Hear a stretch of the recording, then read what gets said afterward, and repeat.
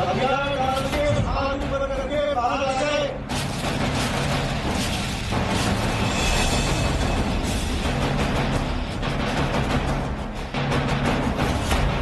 जिस तरह कुछ लोग आतंकवाद के समर्थन में खुल करके सामने आ गए हैं, वो आज मानवता के लिए एक वैश्विक चिंता का विषय बना हुआ है।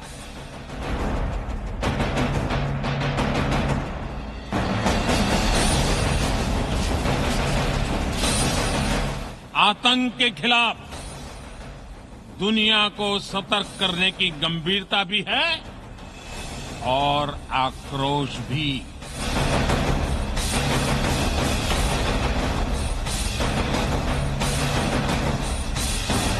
हमें यह सुनिश्चित करना होगा कि आतंकवादियों को समर्थन और सहायता देने वाले देशों को भी दोषी ठहराया जाए।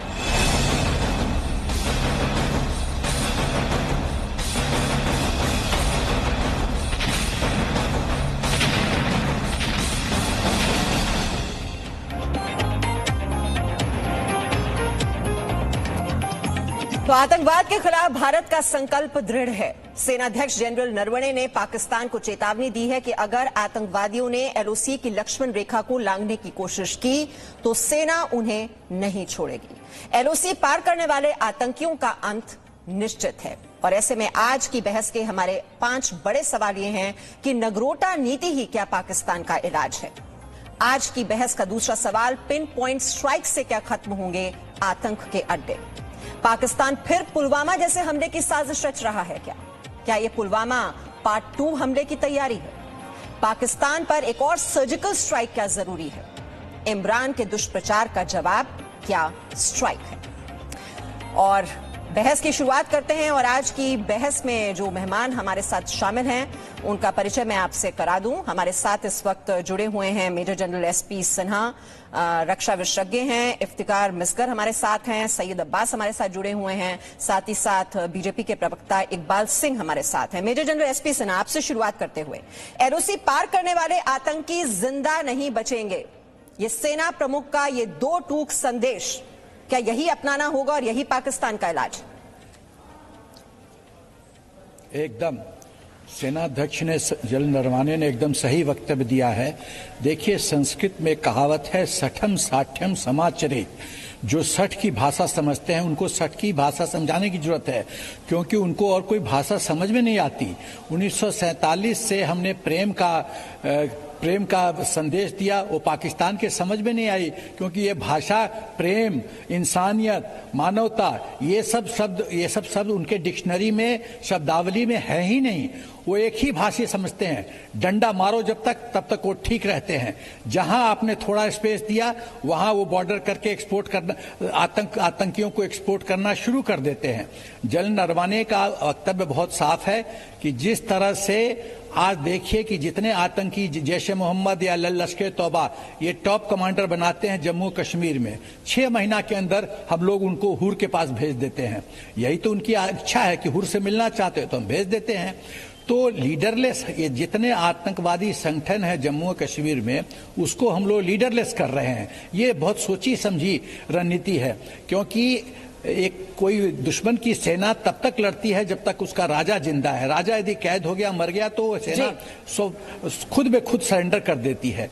तो हमारा मकसद साफ है कि आतंकवादियों संगठनों को लीडरलेस करो और पाकिस्तान को डिफेंसिव मोड में रखो और आतंकवादियों को संदेश दो कि तुम्हारे दिन मरने का काउंटडाउन शुरू हो गया है। ये बहुत बड़ी अच्छा मैसेज है, बहुत अच्छा मैसेज। देखिए, भूतकाल में क्या होता था कि पाकिस्तान के गोली को जवाब देने के लिए साउथ ब्लॉक से अनुमति चाहिए होती थी। ये दुर्भाग्य था इस देश का।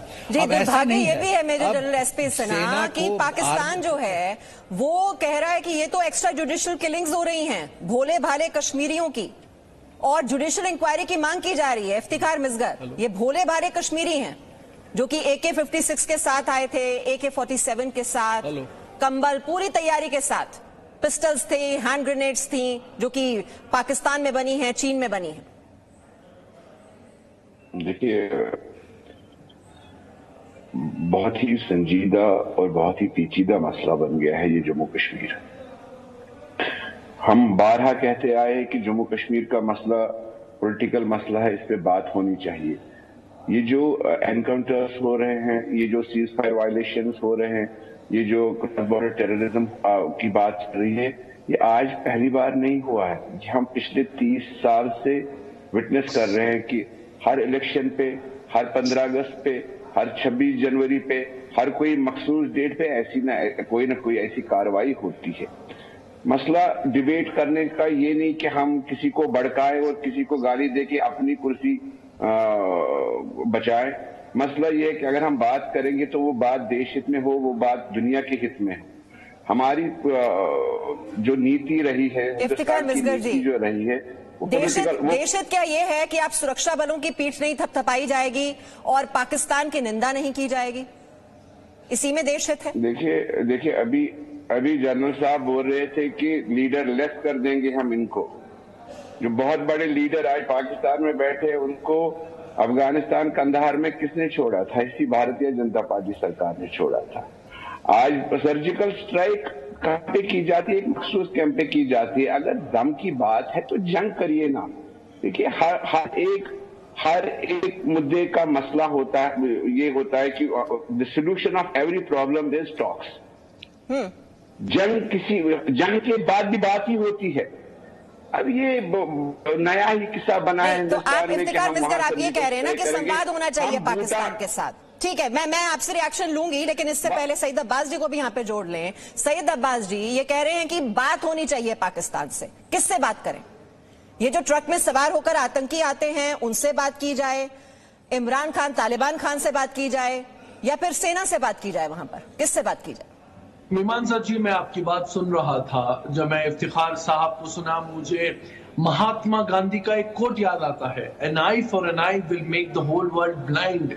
लेकिन आपका सवाल लाजिम है मीमांसा जी, बात किससे करें? इमरान खान से, जो एक हिपोक्रेट आदमी है, जो एक मुनाफिक आदमी है, जिसे हिंदुस्तानी मुसलमानों की पड़ी है, लेकिन चाइना के उइगर मुस्लिम पे जो जुल्म हो रहा है उसके बारे में चुप है। ये हिपोक्रेसी है और ये मुनाफिक आदमी है। मैं तो समझता हूं बात अगर होनी चाहिए तो यूनाइटेड नेशंस ऑर्गेनाइजेशन से बात होनी चाहिए, क्योंकि यूनाइटेड नेशंस को पाकिस्तान जैसे टेरर स्टेट को ऑफिशियली टेरर स्टेट घोषित कर देना चाहिए। एक बॉलीवुड का बहुत ही जबरदस्त सईद अब्बास, यहाँ जो ये नैरेटिव वीव किया जाता है, यहाँ जो नैरेटिव पेश करने की कोशिश होती है हमारे देश में कि तो भोले भाले कश्मीरी युवक हैं, उन्हें बरगलाने की कोशिश की जाती है।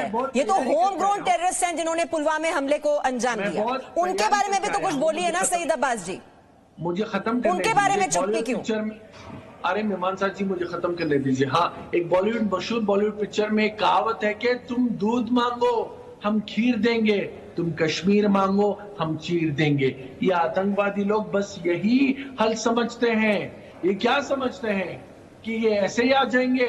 मैं जनरल नरवणे साहब के साथ सही 100% सत्य कह रहे हैं। वो LAC नहीं, जहां भी आतंकवादी मिले उसे जिंदा नहीं बचना चाहिए, क्योंकि ये आतंकवादी हमारे जवानों पे हमला करेंगे। अगर हमारा एक जवान भी मरा है तो उसके परिवार का हिस्सा कौन होगा जवाब देने वाला? तो ये आतंकवादियों को गोली, जैसे कहते हैं कि लातों के भूत बातों से नहीं मानते, ये लोग बातों से नहीं मानेंगे। इनका हल बस यही है कि इनको सख्त से सख्त जवाब मिलना चाहिए। A fire to a fire, a bullet to a bullet, तभी ये सही रास्ते मेरा तो ये सवाल है ना इफ्तिखार मिसगर जी, वो सारे लोग, वो सारी पॉलिटिकल पार्टीज जो कहती हैं कि ये तो अमन की बात करता है पाकिस्तान, वो कुछ क्यों नहीं बोल रही हैं आज? ये 4 आतंकी आते हैं जैश से जुड़े हुए, और जितने हथियारों के बड़े जखीरे के साथ, जिस खतरनाक मंसूबे के साथ आते हैं, उन पर 2 लफ्ज बोलने के लिए इनके पास वक्त नहीं है। पाकिस्तान एक दोगला मुल्क है। बात बोलने की या किसी के कहने से नहीं होता है। बात यही है, उन्होंने तो पहले दिन बोला कि बात होनी चाहिए।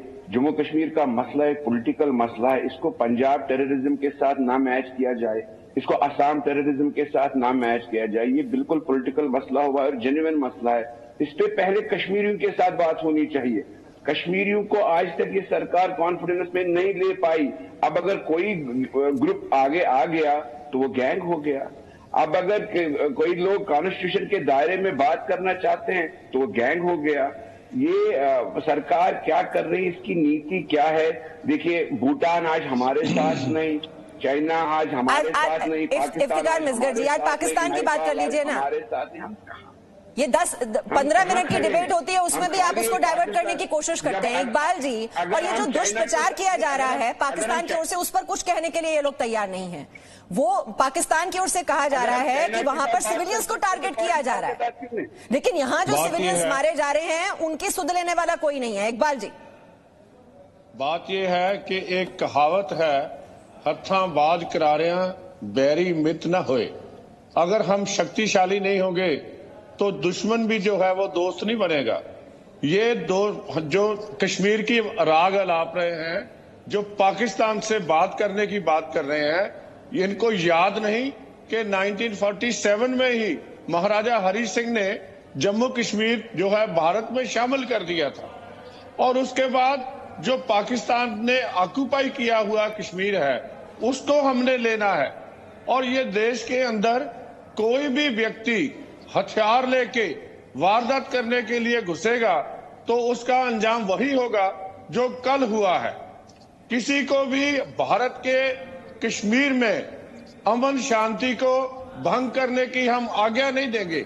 उसके लिए हमें लाइन ऑफ कंट्रोल के पार के जो लॉन्चिंग पैड हैं वो तबाह करने पड़े या उससे आगे भी जाना पड़े। बात किस बात से करें? कश्मीर हमारा है, कन्याकुमारी से लेके कश्मीर तक एक देश है। और जो पाकिस्तान ऑक्यूपाइड कश्मीर है उसको हमने वापस लेना है।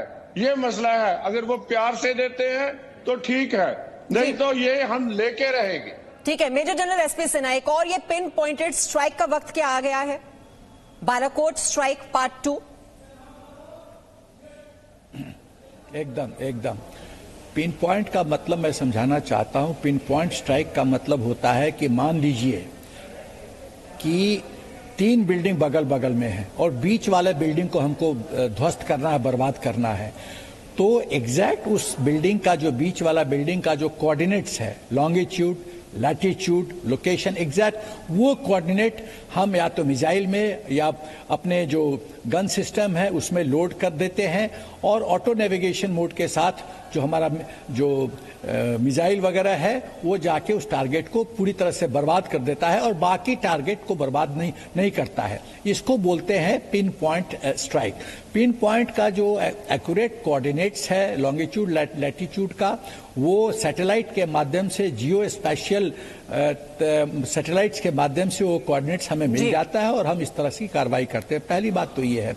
दूसरी बात जो मैं कहना चाहता हूं विभांशा की, जो पाकिस्तान जो दुष्प्रचार कर रहा है कि हिंदुस्तान सिविलियंस को टारगेट कर रहा है, मैं आपको पाकिस्तान का बदमाशी बताता हूं। पाकिस्तान क्या करता है कि उसके जो मिलिट्री कैंप होते हैं, जो आतंकवादी कैंप होते हैं, उसको वो सिविलियन के घरों से उस चारों तरफ से सिविलियन का घर बना देता है या कैंप बना देता है, ताकि जब हम स्ट्राइक करें तो सिविलियन कैजुअलिटी हो, फिर वो हंगामा करना शुरू करते हैं। ये पाकिस्तान एक जैसे भीष्म के आगे में उनको रखा गया था जो नारी थी पिछले जन्म में।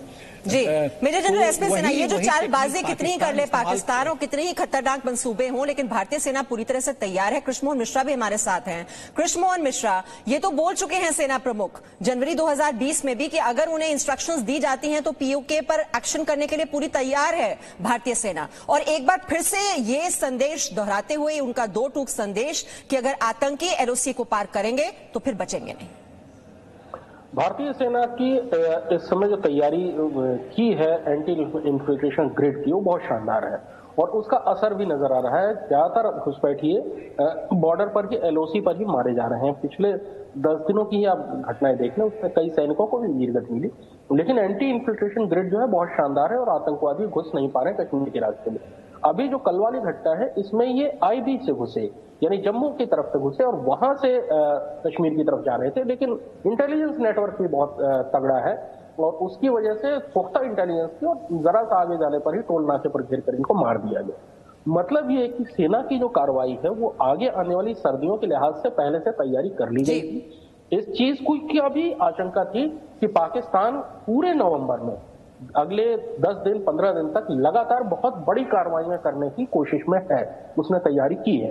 इसमें सीज़फायर वायलेशन होगा, बड़े पैमाने पर घुसपैठ होगी और कोई बड़ी आतंकवादी वारदात कराने की भी कोशिश होगी। जी, ये कोशिशें बार बार हो रही हैं बिल्कुल कृष्ण मोहन मिश्रा, क्योंकि आंकड़ों में भी दिखाई दे रहा है। 2020 के फिगर्स हम देखें तो इन्फिल्ट्रेशन, घुसपैठ की और सीज़फायर वायलेशन की 4052 घटनाएं अभी तक हो चुकी हैं। तो पाकिस्तान सुधरने वाला नहीं, लेकिन तैयारी यहां भी पूरी है। जो काउंटर टेररिज्म ग्रिड है, जो एंटी इन्फिल्ट्रेशन ग्रिड है, वो पूरी तरह से मजबूत है और हमारी सेना पूरी तरह से सतर्क है। बहुत बहुत शुक्रिया सभी मेहमानों का चर्चा में शामिल होने के लिए। एक छोटे से break. Presenting B News app available on Google Play and App Store. Download it now.